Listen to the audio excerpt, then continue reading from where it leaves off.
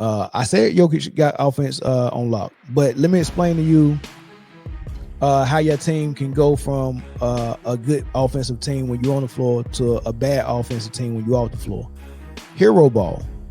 If you make the offense revolve around you, how the hell is it go operate without you? Don't they make that? That don't make sense to you. If you make yourself the single point of failure, when you remove you out of the situation, it's designed to fail. So if you put a player on the floor and design an offense where he's going to get all the points, all the shots, and all the assists, when he go sit down, then what y'all do? A totally different offense? That's Denver's fault. You never let a player do every role that's important on offense. It's always been one or the other. Make up your mind. If you're Magic Johnson, you can score. You scored all throughout high school, all throughout college. You can score.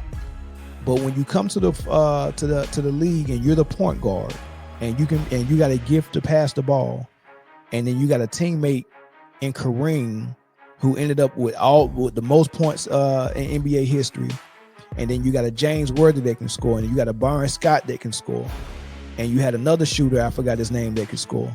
Why the hell do we need just scoring? So what Magic Johnson decided to do is, I'm going to be a pure point guard. I'm going to get up and down the floor, and I'm going to feed all my scores. You pick one.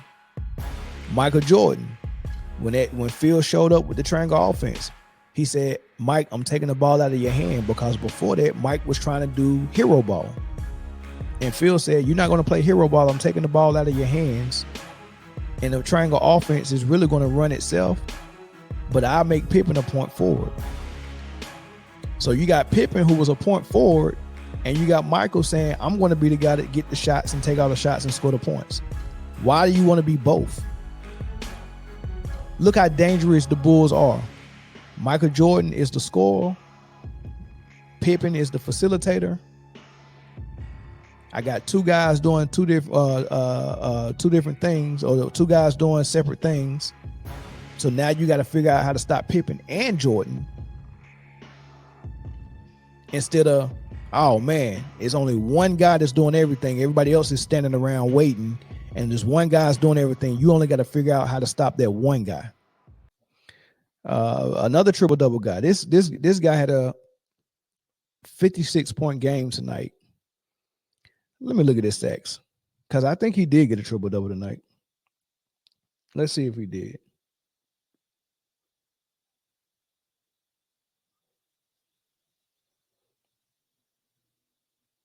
Because it's a lot of things that's going on with this Nuggets team and Jokic, and a lot of conversations around the MVP and all this stuff.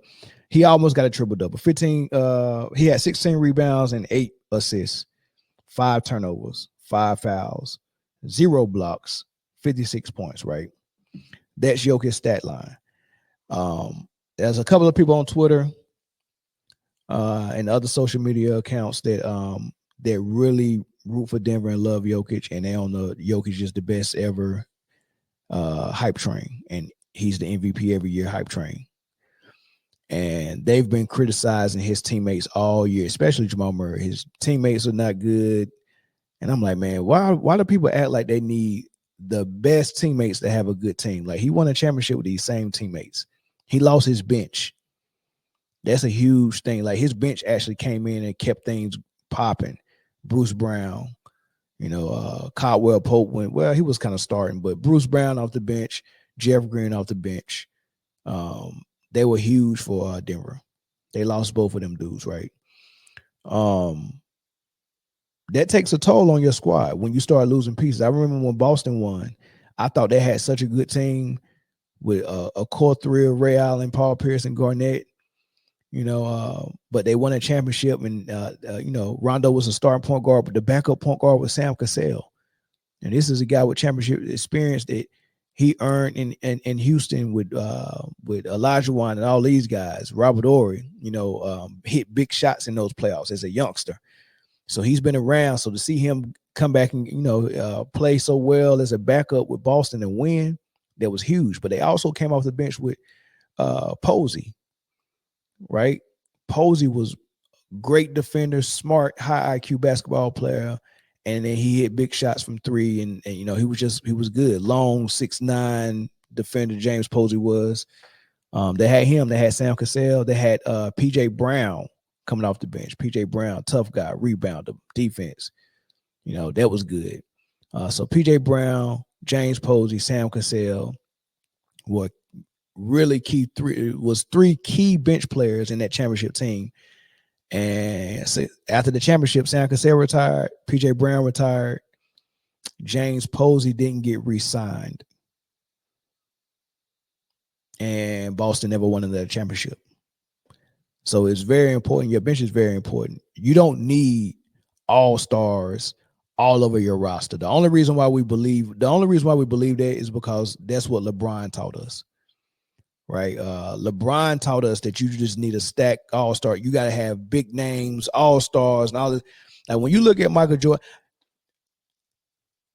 somebody today was talking about who was they talking about? Right before we went live, I had just seen this somewhere. And there was an argument. Someone was talking about Curry. And it was on Sports T. I was listening to Sports T. One of her callers called in. And the caller was making a point about Steph Curry and was like, Steph Curry, everyone in his starting lineup except Andrew Bogut was drafted by the Warriors. And he said, but none of those guys could get their own shot at an all-star level except Steph Curry. And I'm like, and what does that mean? Like, do you need 5 Steph Currys on your team? Do you need 5 guys who can get their own shot at all-star level? Right? Because when I look at the Bulls and Michael Jordan, Luke Longley, he was competent if you threw him in ball in the low post. He had a nice jump hook.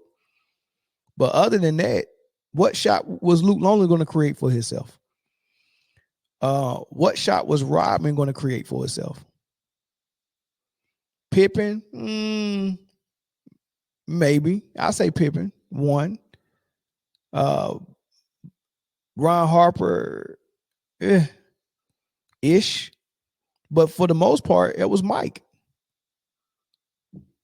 Why the heck do we always think we got to have all the best players for stuff to work? And that's what Jokic fans are screaming now.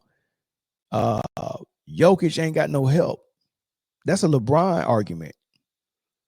LeBron, if you got a good team built around you and your strengths, this is the issue with hero ball, right? Because that's what Jokic plays, hero ball. That's what anybody plays who decides that I'm going to be the person that's going to get the assist. Either I'm going to play point guard like Luka, even though I shouldn't be a point guard, or I'm going to play point forward like LeBron because I don't have the skill set to play off the ball, or I'm going to play point guard like Harden. Like these guys who play that, but also say, not only am I going to run the offense and pass the ball to get all the assists, I'm also going to take all the shots. So I got the green light. I can take step back threes. I ain't even got to pass the ball. I can get the ball, bring it up court, get a screen, get a mismatch, and then go one-on-one ISO step back three. I only have to move the ball. We don't have to pass. 0 passes in a possession in a three-point shot. The ball never got in the paint.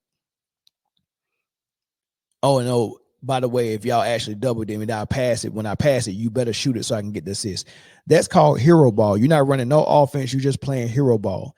Here's the issue with hero ball.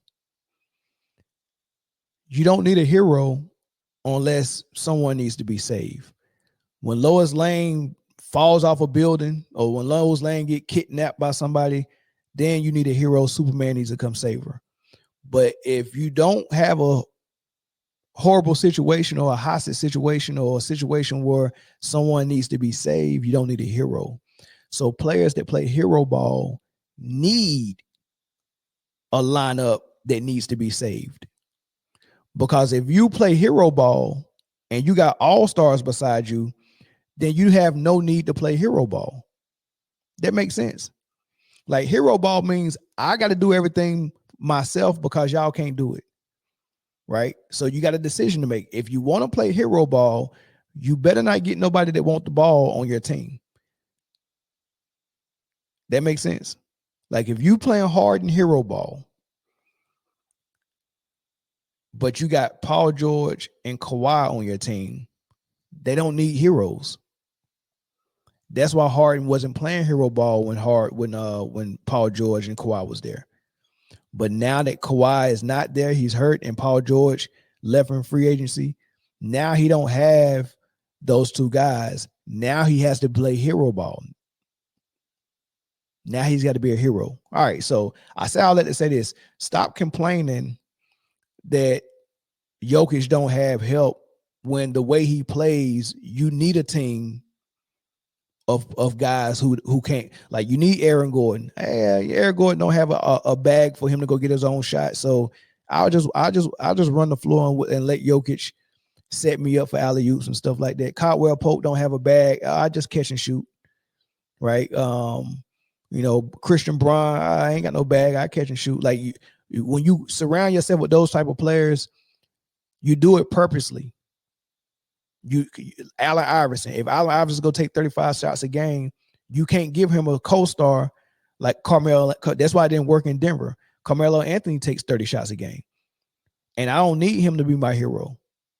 So now Iverson he didn't look as good as he did in Philly when he went to Denver. And Denver wasn't as good with Allen Iverson and Carmelo Anthony as they was with Andre Miller and Carmelo or Chauncey Billups and Carmelo.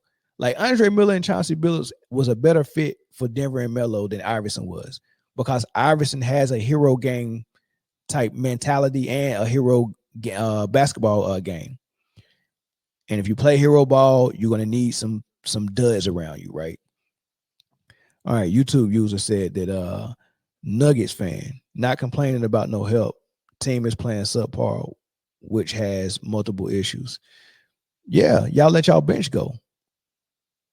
Right? Y'all let y'all bench go. But this is about the MVP.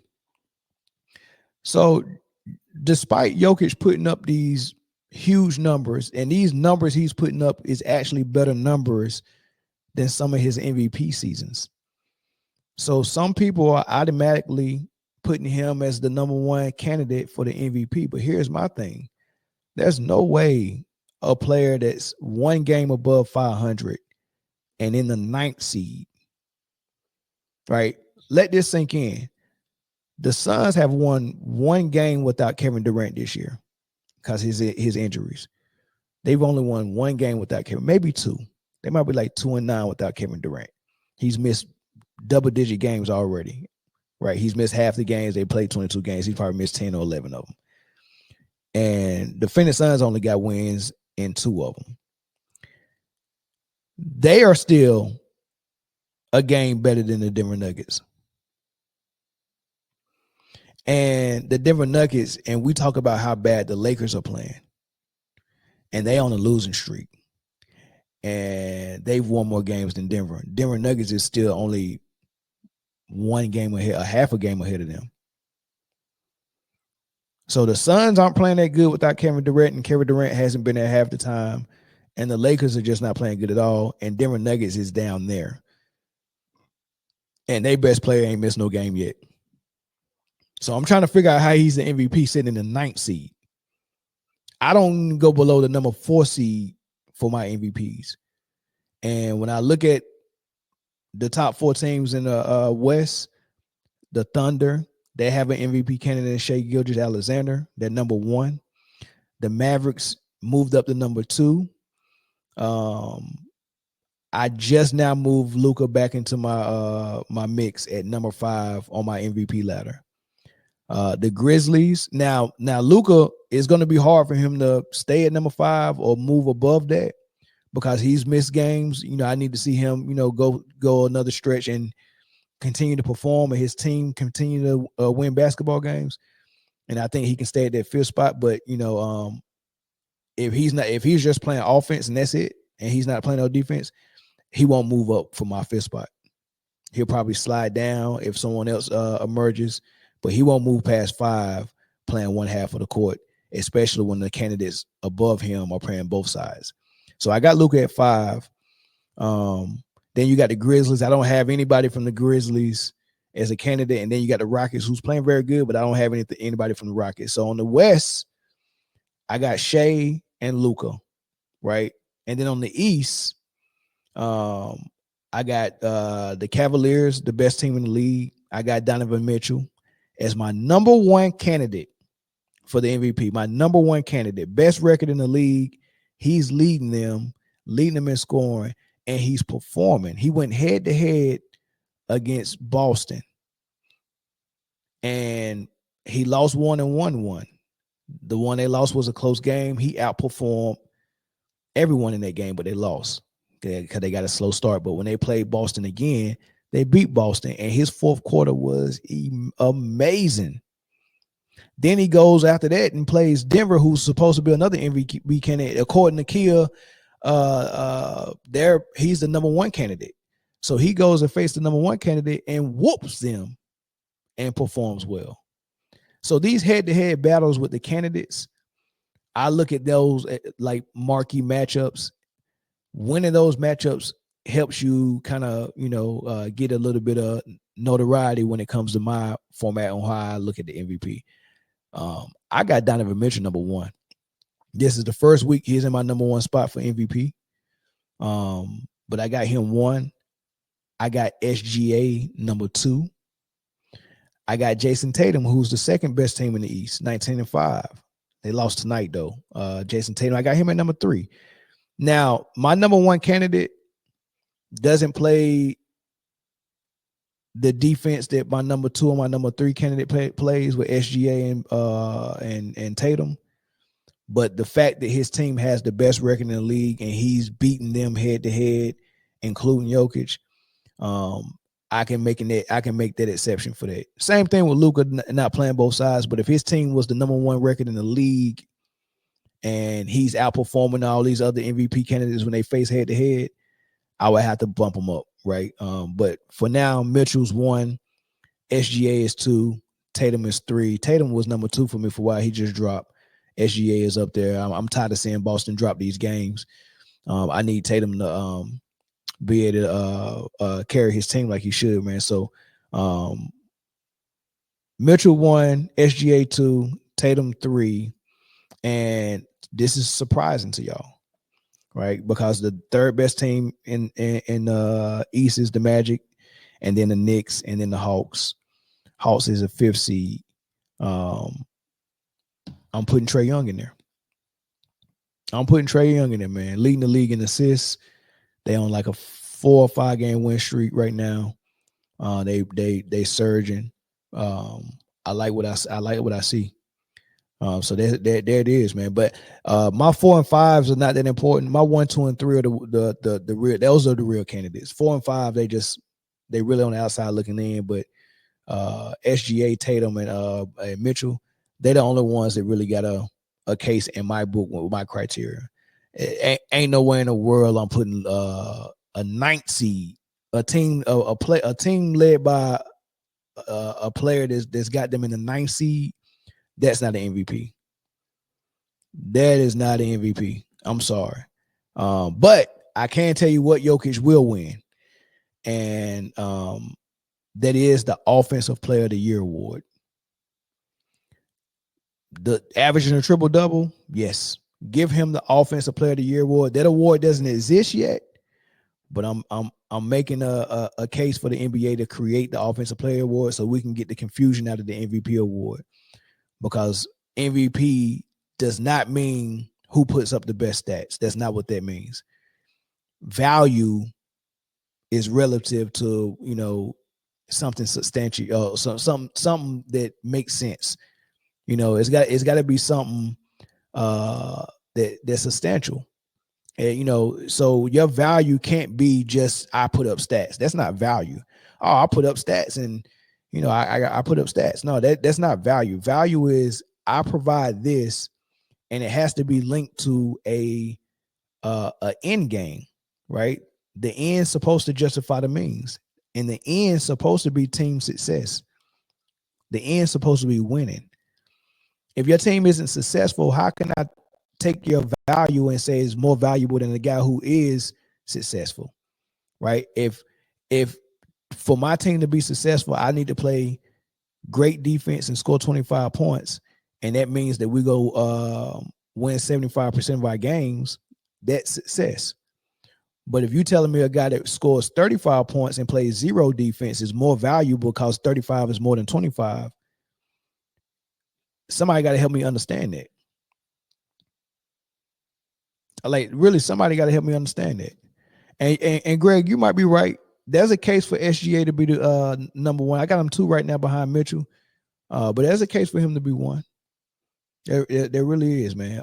But yeah, ain't no way in the 9th seed because of a triple double. And then this is the crazy thing about it, because when you think about 7-footers and centers, you know, they got 2 like everybody got a role in the job on both ends of the floor, right? If you're a 7-footer and you're a center, automatically we're expecting, if everything was a perfect scenario, if you're a 7-footer and you're a center, I'm relying on you as the last line of defense and rim protection in my defense. You get what I'm saying? Like that's what I'm hoping that you can give me, because everyone needs a 7-footer that can protect the rim, because there's going to be a lot of people trying to get in there and get points off dribble penetration, and even if the guy that you're guarding at center wants to score down there, your defense has got to be there. So that's the first thing. Like when you first start playing basketball in middle school, high school, AAU, whatever the case may be, and you got a really good coach, those first 2 days of tryouts, they don't just roll the ball out and let you scrimmage. They want to see who's in shape first, because that's an easy way to weed people out. If you're not in shape, you fat, you're not conditioned, you can't run, you can't keep up, you really can't be in my offense. And I really ain't got time to get you in shape. You know what I mean? I really, you know, you fat. Go play football or something like that. This ain't for you, right? So a lot of running. I want to know who's in shape, who got wind, you know, who can handle a lot of running, right? And then we're going straight to defense, defensive drills. I want to see this. I want to see that, right? Because it's like real coaches want to know if you can D up. I need my guys to be able to D up, right? And then you'll see some scrimmages. All right, who can play? Who can just play? Right? Then we roll the ball out there. But you got to do that part first. You got to play defense first. First of all, you got to show up in shape, and you got to play defense. The crazy thing about it is we're giving Luka credit for being one of the best players in the league, and he's already failed at the basics, showing up in shape and playing defense. He's failed at that. He's already failed, right? So my 7-footers, I'm expecting rim protection, right? That's your role. And then on offense, if you're my primary scorer, then what Jokic does is fine, because Jokic is not a guy that shoots too many threes, even though he can shoot the 3. He goes in the paint, he goes in the post, he's back to the basket. He's a lot of things, right? So you're already giving me what I need on offense as a primary scorer. And then if you're a rim protector as a 7-footer on defense, you giving me what I need. That's my baseline, what I need. Anything above that, well, and rebounding, you're a 7-footer, I need you to clean the glass as well. So those 3 things is what I expect for my 7-footers, right? Once you do that, you're solid. Anything beyond that is extra. Like if you're Chris Webber or Divock and you can pass the ball, you're Sabonis, you can pass the ball well, that's great. Because if I get the ball in the post and the double come, I can trust that my big man know how to make a pass to a shooter that's going to be timely, on target, and in the shooting pocket. That's all I need from my big man. Can you pass out of the double team, right? But playing point forward and getting 10 assists a game, I don't need that, because that's what I got point guards for. Right? I don't need my 7-footer to do that. So when it comes to Jokic, part of the allure of why people are so fascinated that, just give him the MVP, because like, man, I can't believe a center can pass as well and is getting 8 assists a game. But what he's supposed to be doing as a 7-footer rim protecting, he don't do. And then as a rebounder, he's getting 10 rebounds a game as a 7-footer. That's cool. So now you finish the triple double. Your scoring is on point. You good with your scoring. Your rebounding, Robin was 6'8", getting more rebounds than Jokic. Let me see who leads the league in rebounding. Let me see what Jokic is. Because the rebounds ain't even impressive, and that's what he's supposed to be doing primarily. That's what he's supposed to be doing primarily. And I'm like, man, I need to see some 18. Now he do it. He had some games like that recent where he cleaned the glass really good, but I'm not. He's getting. He's rebounding a lot better this year. All right, so I take that back. Rebounding a lot better. All right, he's getting 13 a game, but that's what I need. Score the basketball, clean the glass, protect the paint, rim protecting, whatever you want to do. Protect the paint, post play, post defense, protect that paint, block shots. He's not doing that. Right. So I wouldn't even be letting him run point forward. I'm sorry. I got a point guard for that, buddy. I got a point guard for that. Right. So that's part of the reason why, it's hero ball. If you're doing something that you don't even need to do. Jamal Murray is fine with running the offense and getting the assists. It doesn't have to be Jokic. It don't have to be Luka. It don't have to be LeBron. That's just hero ball, man. He said, bro, you just hating right now. You're not saying anything we don't already know. How's it hating? How's it hating? Do you want your 7-footer to protect the rim or no? All right. Do you want your 7-footer to protect the rim or no? And the crazy thing about this is he's not a good defender in a league where it's only 3 centers that can really score, and he's one of them.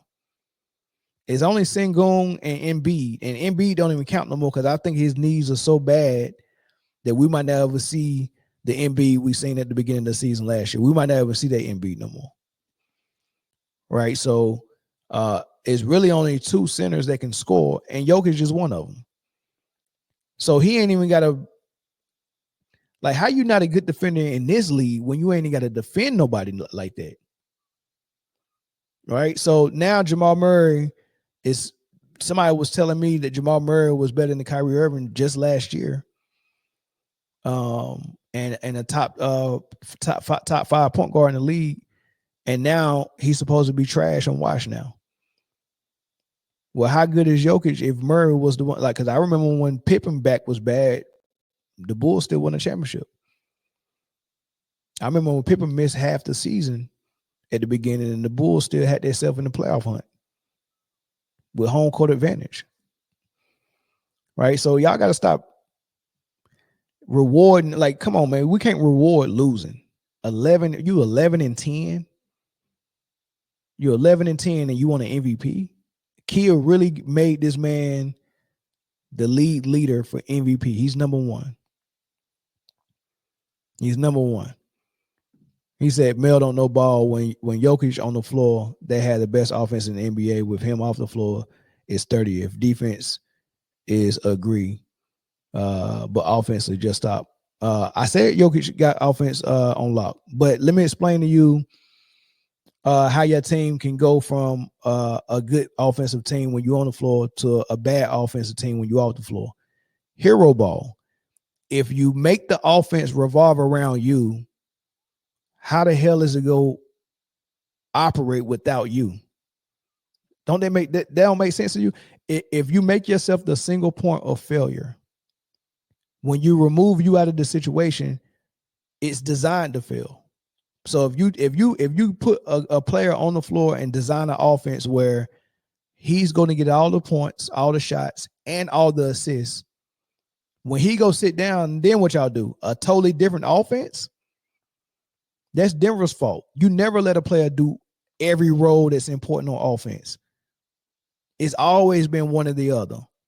Make up your mind. If you're Magic Johnson, you can score. You scored all throughout high school, all throughout college. You can score. But when you come to the league and you're the point guard and you got a gift to pass the ball, and then you got a teammate in Kareem who ended up with the most points in NBA history, and then you got a James Worthy that can score, and you got a Byron Scott that can score. and you had another shooter, I forgot his name, that could score. Why the hell do we need just scoring? So what Magic Johnson decided to do is, I'm going to be a pure point guard.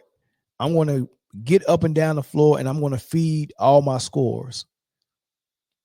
You pick one. Michael Jordan, when Phil showed up with the triangle offense, he said, Mike, I'm taking the ball out of your hand, because before that, Mike was trying to do hero ball. And Phil said, you're not going to play hero ball. I'm taking the ball out of your hands. And the triangle offense is really going to run itself, but I make Pippen a point forward. So you got Pippen, who was a point forward, and you got Michael saying, I'm going to be the guy that get the shots and take all the shots and score the points. Why do you want to be both? Look how dangerous the Bulls are. Michael Jordan is the scorer. Pippen is the facilitator. I got two guys doing two different things, or two guys doing separate things. So now you got to figure out how to stop Pippen and Jordan, instead of, oh man, it's only one guy that's doing everything. Everybody else is standing around waiting, and there's one guy's doing everything. You only got to figure out how to stop that one guy. Heliocentric offense around one guy is the worst offense in the world. That's why Phil didn't run it. That's why Pat Riley didn't run it. That's why Spoelstra don't run it. That's why Popovich don't run it. That's none of the good coaches that are winning runs an offense like Jokic, Luka, Harden, LeBron. The only way it works is if you get a super team. And then any offense work with a super team. But even then, with that super team, if you face a team that's playing really good offense and got a really good star like Dirk, you can lose to Dirk and a 59-year-old Jason Kidd and a Tyson Chandler that only block shots and rebounds. You can lose to that with JJ Barretta and Jason. You can lose to that because you're playing a flawed offense. 5-man out, high screen and roll, retardedness, childish. That's just childish to play that offense. You can lose to that if you got to play like LeBron. So yeah, that's why. All right. So yeah, I don't know basketball. You're right. I don't know basketball. But I do know that the Denver Nuggets are 11-10, one game above 500. I know the answers on why, because they're running a horrible offense. But your answer is that everybody on the team is trash except Jokic, and he need all-stars. Like I was talking to another guy, and I asked him, he was on one of my videos in the comment section. I asked him, I said, why are you saying that Jokic ain't got no help? What you think he needs? He said he needs an all-star level point guard. I said, what is Jamal Murray? He said, Jamal Murray is not an all-star level point guard. I said, okay, so you want to trade Jamal Murray and get an all-star level point guard? He said, yes. I said, all right, here are the names of the point guards that made all-star last year. I think it was like SGA, Steph Curry. If you add Luka as a point guard, Luka. As a matter of fact, I picked up the roster from the year before last. It wasn't last year. So it was Kyrie Irving was on there, Tyrese Halliburton, names like that, right? So SGA, Kyrie, Luka, Tyrese Halliburton. Dang, give me some more names who made All-Star. But those are the names. An All-Star level point guard. I said, man, hey, which one of them you think Denver can get? He didn't respond. So basically what you're saying, because you can't get Dame Lillard, can you get Dame? You can't get those dudes. So basically what you're saying is Jokic just ain't gonna win no more. If you need so much help, why you just can't play good basketball and play good defense and win? You don't need all-stars. You need one good co-star that's an all-star level. He only have to make the all-star every year. Especially if you're the best player in the world, like everybody telling you Jokic he is. One guy, right? And this offense was these players that he was playing with, Aaron Gordon, Jamal Murray, Michael Porter Jr., that was just fine when they won the championship. What's wrong with them now? Oh, Tyson, that was you that said that? Oh, interesting. All-star level. All right, so give me as a matter of fact, I'll open the phone lines up. You can call in. We can have this conversation.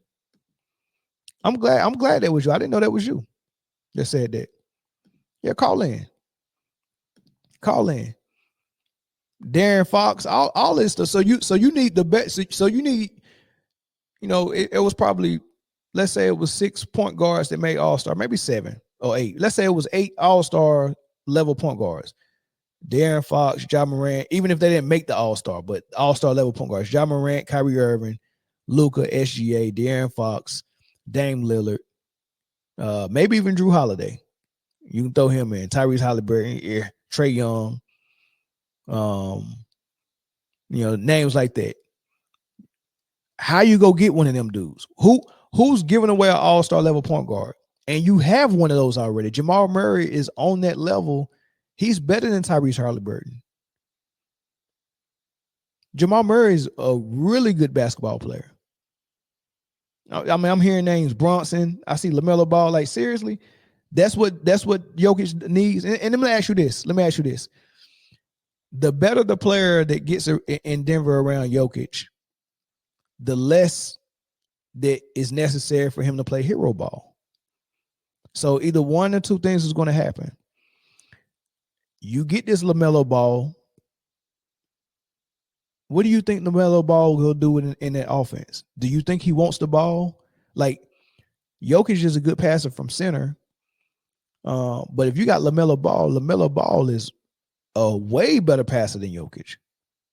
I mean, he's a pure point guard. He passes phenomenally. And he's a good floor general, and he runs the floor well. He's faster than Jokic on the break. And he's not an off-ball player. He can do it because he's good, but his best attribute is having the ball. So if LaMelo's going to have the ball, what is Jokic going to do? What happens to Jokic's assists? Because if I'm LaMelo, I'm not about to come over here and sit and stand in the corner like Caldwell Pope was doing. I'm not doing that. You better be glad Jamal Murray can catch and shoot, because he'll get off the ball every now and then and let Jokic do his thing. And yes, Jamal Murray is better than Halliburton, 100%. Halliburton is not that good, man. He's mid. Cade Cunningham better than Halliburton. Halliburton's not that good, bro. Not that good. Darren Fox better than Halliburton. Brunson's better than Halliburton. Kyrie's better than Halliburton. It's a lot of point guards better than Halliburton. LaMelo Ball is better than Halliburton. He's not that good, bro. He definitely mid. So y'all better be glad Jamal Murray can get off the ball and shoot the three. Doing all that complaining, man. Jokic just not leading y'all to wins right now. You can't blame everybody. Y'all doing what LeBron fans do. You blaming everyone around Jokic. It'll be Mike Malone next y'all complaining about. Y'all blaming everybody around Jokic. Give Jokic some of that blame and take him off that freaking MVP ladder in the 9th seed. Because what they're trying to do is move the goalpost for MVP again, like they did when he won his first one when he was in the 6th seed. Oh, it's okay that he was in the 6th seed because Michael Porter Jr. was hurt and Jamal Murray was hurt, and he still made the playoffs in the 6th seed, so give him MVP. And he almost averaged a triple-double.